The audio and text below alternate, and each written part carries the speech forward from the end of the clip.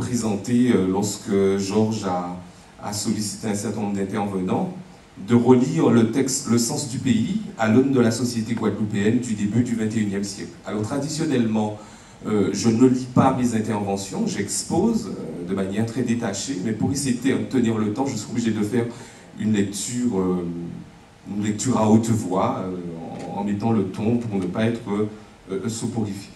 En termes de propos liminaires, ce qu'il faut dire, c'est que la contribution scientifique intitulée « Le sens du pays » paraît dans la livraison de la revue Études guadeloupéennes, numéro 6, en avril 1994.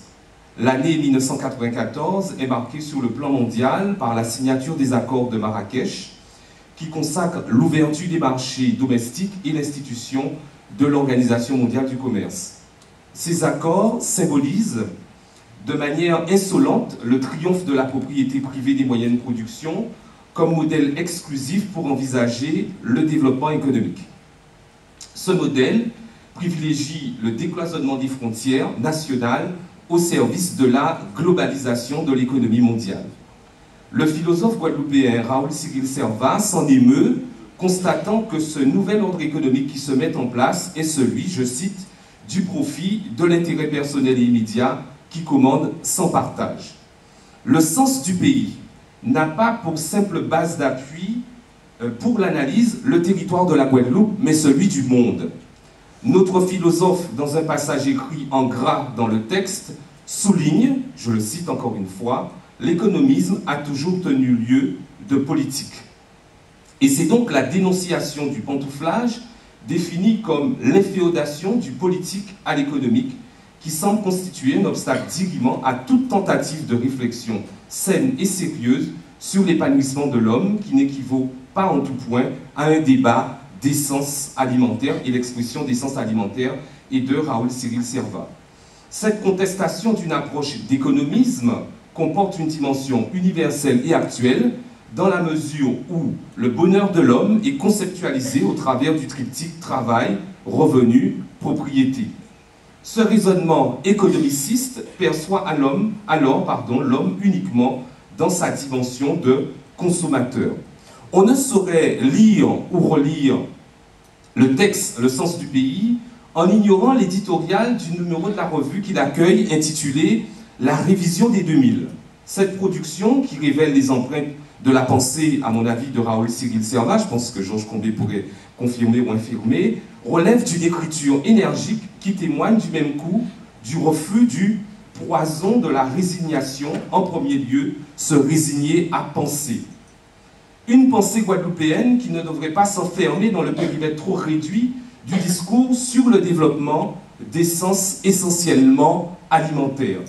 Les éditorialistes s'interrogent et déclarent ceci: notre pays, par exemple, doit-il être considéré comme une simple entreprise à laquelle il convient d'insuffler de l'argent frais en vue de la réalisation de grands travaux d'aménagement du territoire? Ils y répondent en proposant de considérer le pays Guadeloupe comme un lieu où habitent des hommes qui veulent vivre et bien vivre ensemble sur une même loi visant à promouvoir un maximum de liberté, d'épanouissement des individus, fermez les guillemets. Les éditorialistes contestent donc et constatent avec amertume que les dimensions politiques, humaines, civiques, intellectuelles ou morales sont désormais soumises à la dure loi de l'économie qui ou bien les phagocyte ou bien leur dicte leurs conditions de possibilité. En 1994, la revue des études guadeloupéennes retrouvait un cycle de production mettant en avant les principes cardinaux de l'approche scientifique qui sied aux beaux intellectuels l'exigence de la rigueur, une pensée rigoureuse et libre, intéressante parce que productrice de sens, c'est la formulation des éditorialistes.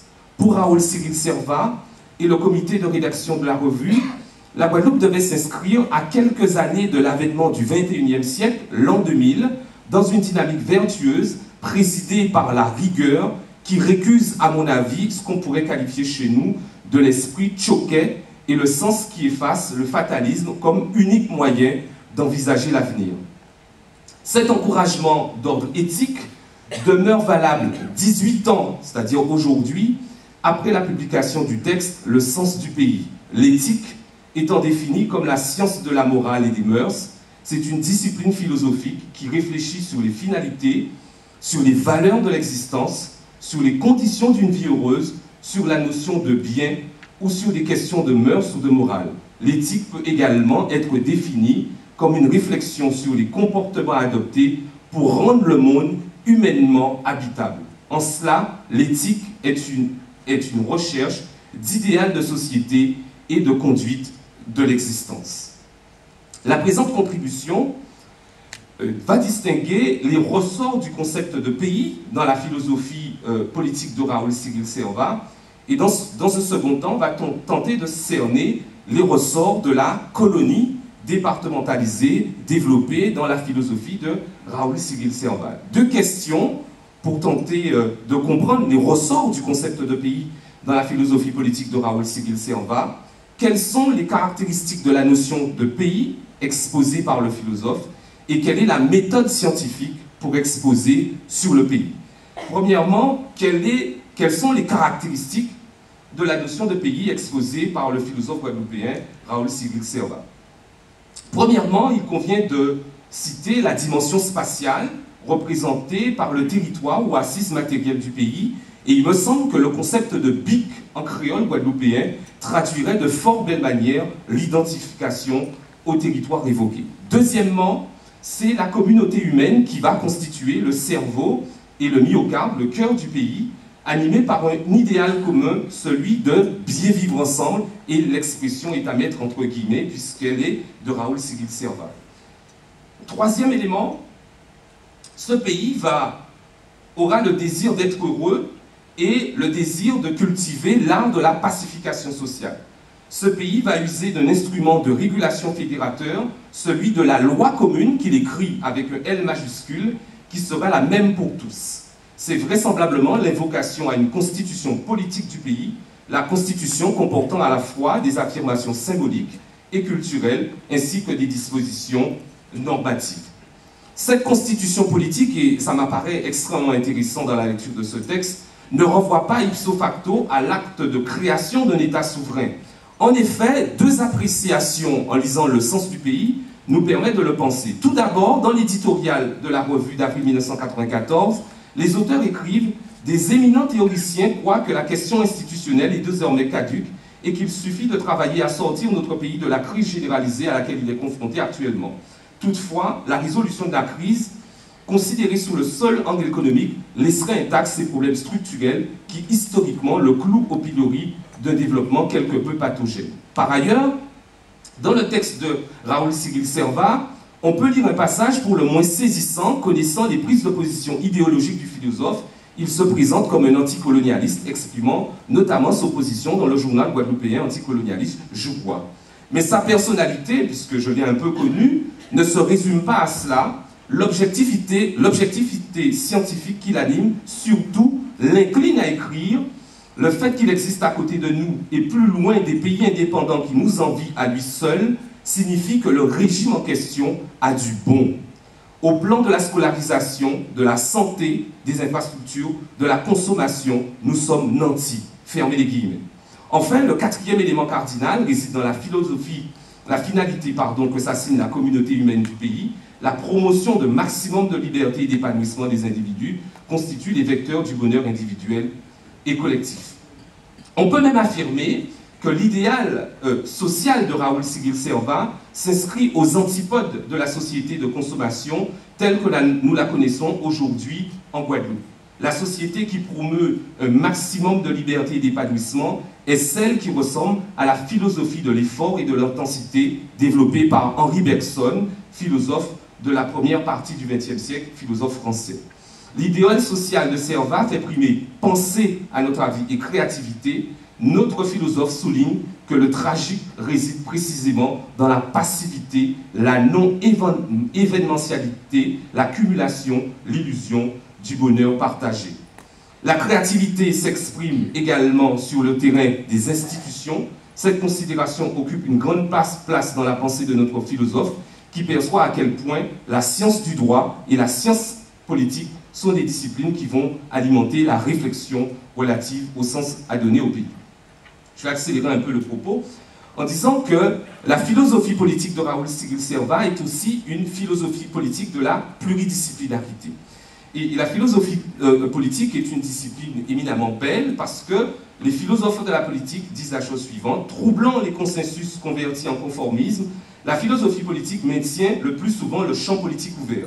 Malgré les discours satisfaits, nous répugnons à croire que nous ne pouvons rien à l'ordre actuel du monde politique, élaborer des propositions, éclairer les fins de ce monde et le transformer demeurent encore des objectifs. C'est le propos tenu par Christian Ruby, philosophe politique, dans son introduction à la philosophie politique. L'art du discours politique de Raoul Cyril Servat procède d'un raisonnement du même ordre. Il n'y a pas dans la méthode une singularité de la philosophie politique guadeloupéenne qui a toutefois pour terrain d'analyse un territoire singulier dont le qualificatif statutaire est colonie départementalisée. La singularité réside en outre dans la conviction exposée comme suit: le problème majeur de la Guadeloupe est éminemment politique, et c'est Raoul Cyril Servat qui s'exprime. L'approche sociologique du pays Guadeloupe permet de mettre en relief 4 niveaux de responsabilité dont les dépositaires sont l'objet d'une qualification sans concession. Et je vais résumer. Tout d'abord, la classe politique, elle est caractérisée en 1994 par Raoul Cyril Servat, d'après ce qui est rapporté, par son incurie, son incompétence et son inefficacité notoire.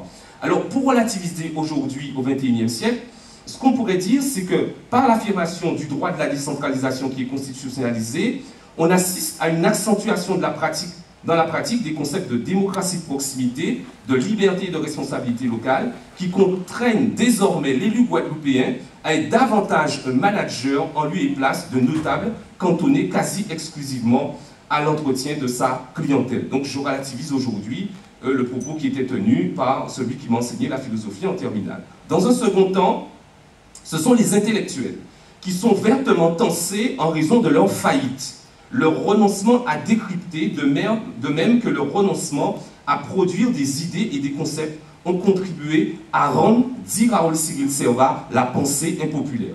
Alors, ce que je pense, c'est qu'il n'est pas du tout sûr aujourd'hui que l'envie de penser soit impopulaire aujourd'hui en Guadeloupe. En tout état de cause, le désir d'information sur la chose publique est grandissant, car le citoyen guadeloupéen est désormais conscient de son appartenance au monde, marqué par des mutations véloces et des incertitudes. Les menaces qui pèsent sur la notion même de droits sociaux acquis provoquent chez le Guadeloupéen éruption et angoisse maladive. La crise existentielle individuelle et collective exhorte à rechercher des issues de secours qui ne peuvent être matérialisées par la consommation sempiternelle et à outrance, et au surplus aujourd'hui, l'argent se fait rare parce que l'endettement public et privé n'est plus admis comme une voie possible de jouir de la vie. Troisièmement, c'est l'État français qui est désigné à partir de sa main généreuse qui assiste ses assistés, et bien entendu, Raoul Cyril Servat fait allusion, sans le nommer, à l'État-providence. Ce qu'on peut dire aujourd'hui, c'est qu'il y a un rejet de l'assistanat comme mode d'administration des territoires français hors hexagone qui transcende les périmètres partisans. Les partis de gouvernement en France aujourd'hui, de droite et de gauche, admettent sans complexe le refus de perpétuer l'assistanat en Guadeloupe et dans le reste des Outre-mer, alors même que celui-ci servait de base d'appui à la stratégie de découragement de toute velléité sécessionniste qui pouvait se manifester ça ou là. Sur le plan économique, il faut évidemment évoquer, je n'aurai pas le temps, le triomphe des thèses monétaristes et néoclassiques qui l'expliquent assez largement. L'État-providence est d'autant plus critiqué qu'il aurait également désespéré, selon Raoul Cyril Servat, ce qu'il appelle les séparatistes d'hier. Et enfin, quatrième personne responsable de l'immobilisme en Guadeloupe en 1994, c'est la population qui cultive l'attente et au mieux la débrouillardise. L'expression est à placer entre guillemets. Elle est considérée aussi comme le dernier facteur d'immobilisme de la société guadeloupéenne. Cette appréciation est désormais, à mon avis, désuète au regard de la mobilisation sociale du premier trimestre de l'année 2009 et de la spontanéité constatée des travailleurs en particulier à défendre leurs droits. Et certainement, si on posait la question, la réponse aura certainement une valeur affirmative. Deuxième temps du propos, qu'est-ce qu'il faut dire de la colonie départementalisée développée dans la philosophie politique de Raoul Servat et quels sont les griefs qui sont formulés à l'encontre de cette colonie départementalisée? Premièrement, Sur la base d'une présentation lapidaire qui ne vaut pas proprement explication, à tout le monde une explication exhaustive, le philosophe affirme que le régime politique de la Guadeloupe fait d'elle une colonie départementalisée. Alors qu'est-ce qu'il faut comprendre par là? Premièrement, j'ai tenté de décrypter, il y a un élément historique. Il dit que la colonie départementalisée émerge à l'abolition de l'esclavage en mai 1848. L'accès à la citoyenneté, acte politique, constitue donc un aspect proéminent de la colonie départementalisée. Et il y a un élément psychologique qui est intéressant tant à la dimension culturelle que normative, c'est la question de l'assimilation installée, dit-il, tantôt par la carotte, tantôt par le bâton. Et Raoul Cyril Servat estime que le système colonial a gagné puisque le mouvement indépendantiste en Guadeloupe n'a pas eu précisément raison du système colonial. Pour conduire l'analyse à son terme et pour relativiser, et s'il est en face de moi, je l'imagine dans le fauteuil de mes parents au Monde Béonus 194, j'aurais aimé lui demander, est-ce qu'on ne pourrait pas aussi considérer que le mouvement indépendantiste s'est essoufflé parce que le système départemental s'est éloigné du statut colonial en vue de se rapprocher d'une forme de décolonisation par l'intégration plus poussée à la République. Cette intégration accentuant l'égalité et conférant des droits qui ouvrent des perspectives de mieux-être social. En effet, puisque les discriminations attachées aux personnes et aux territoires sont moins prégnantes, la légitimité de la revendication du droit à la différence devient moins ardente. Les luttes sociales conduites du reste par des syndicats d'obédience nationalistes ne mettent pas en avant la revendication de la rupture, mais une soumission toujours plus grande du droit du travail en Guadeloupe à la loi nationale. Ceci étant, certaines caractéristiques du régime colonial demeurent encore à l'instar du principe persistant de l'exclusif. Malgré discours, encouragements et textes normatifs portant sur l'insertion ou l'intégration de la Guadeloupe dans son environnement régional, le principe de l'exclusif enjoint la colonie à ne commercer qu'avec la seule métropole et la métropole devant être la seule ou principale source d'approvisionnement pour la colonie. La survivance même, et quelqu'un a parlé de France métropolitaine ici, la survivance même du vocable métropole ou l'expression France métropolitaine pour désigner la France hexagonale, qui est l'expression que je préfère, est tout bonnement édifiante. La colonie départementalisée de Raoul Cyril Servat n'est plus arrimée juridiquement au seul port national, mais aussi au port du droit de l'Union européenne. Et j'aurais aimé aussi lui parler du traité d'Amsterdam, où la Guadeloupe a été considérée comme désormais comme une région ultra-périphérique. J'aurais aimé aussi lui parler du changement de paradigme qui fait que dans une communication de 2008, la Commission européenne dit qu'il faut que désormais la vision du développement économique de la Guadeloupe parte de Guadeloupe, de Pointe-à-Pitre et de Basse-Terre, d'Anse-Bertrand ou de Port-Louis, et aille à Bruxelles, et non plus de Bruxelles jusqu'à Pointe-à-Pitre, Port-Louis, Anse-Bertrand, ou Petit-Canal, ou Saint-Louis-Marie-Galland. Et lorsque Raoul Cyril Servat parlait du sens du pays, il n'y avait pas de violence dans son propos, même si le ton était très énergique. Et je voudrais partager avec vous ce qu'il écrit en reprenant les phrases, une pensée, enfin une expression, un passage du livre de Jacques Roumain, où il dit que le pays est un acte d'amour surtout. Si l'on est de pays, si l'on y est né, comme qui dirait natif natal, eh bien on l'a dans les yeux, la peau, les mains, avec la chevelure de ses arbres, la chair de sa terre, les eaux de ses pierres, le sang de ses rivières, son ciel, sa saveur, ses hommes et ses femmes. C'est une présence dans le cœur ineffaçable, comme une fille que l'on aime. On connaît la source de son regard, le fruit de sa bouche, les collines de ses seins, ses mains qui défendent et se rendent, sa force et sa faiblesse, sa voix et son silence. Ça aurait pu être presque la conclusion, mais je voudrais quand même terminer, j'implore encore l'indulgence de Jean-Claude Courbin, pour dire que Raoul Cyril Servat avait un certain nombre de griefs qu'il formulait à l'encontre de la politique qui était conduite en Guadeloupe, à l'époque où il écrivait en 1994. Et il disait dans un réquisitoire célèbre contre les politiques, « Nous instruisons ici le procès de la politique qui s'apparente désormais à la bouffonnerie, à la macaquerie. » L'insatisfaction de la classe politique est aujourd'hui traduite en Guadeloupe, résultat des dernières cantonales, par la croissance en continu de l'abstention lors des consultations électorales. Raoul Cyril Servat, parce qu'il était mesuré, disait que ce n'est pas la politique et la classe politique en général qui est en cause. Ce qui est en cause, c'est l'absence d'une politique portée par la volonté d'aider le peuple guadeloupéen en tant que tel à sortir de l'état de minorité. Et il terminait le texte en lançant un appel avec une tonalité philosophique, et il disait que le propos n'était pas programmatique, mais je pense qu'à ce moment-là, il s'était lancé dans l'écriture d'un programme politique pour la Guadeloupe avec quelques éléments. Alors, un programme politique, évidemment, avec une démarche prospective, que je résume rapidement, des hommes et des femmes de bonne volonté, considérés précisément en leur individualité, leurs compétences, leurs mérites personnels. La démarche prospective qui réclame que soit dépassé le statu quo, sans vouloir se lancer, disait-il, dans une aventure folle, irréfléchie, insouciante de l'état du monde et de la nature de lui-même. Une démarche prospective qui suppose un projet global alliant un idéal et le poids des réalités soudées par une volonté politique. En conclusion, pour Raoul Cyril Servat, donner sens au pays équivaut à sortir, et je parle au présent, je ne dis pas équivalait, je dis équivaut à sortir d'un état, entre guillemets, de sous-humanité. N'étant pas conscient qu'il doit compter d'abord sur ses propres forces, l'homme guadeloupéen nourrit un certain détachement de lui-même. Il s'enferme dans une logique de dépendance qui affaiblit, disait-il, sa capacité de résistance aux dures réalités socio-économiques d'une époque en pleine mutation déjà. Le sens du pays, et c'est la dernière phrase, est encore une fois un cri d'amour qui interpelle sur un plus grand souci, et c'est écrit entre guillemets, un plus grand souci de soi-même. Je vous remercie et merci grandement à Jean-Claude pour cette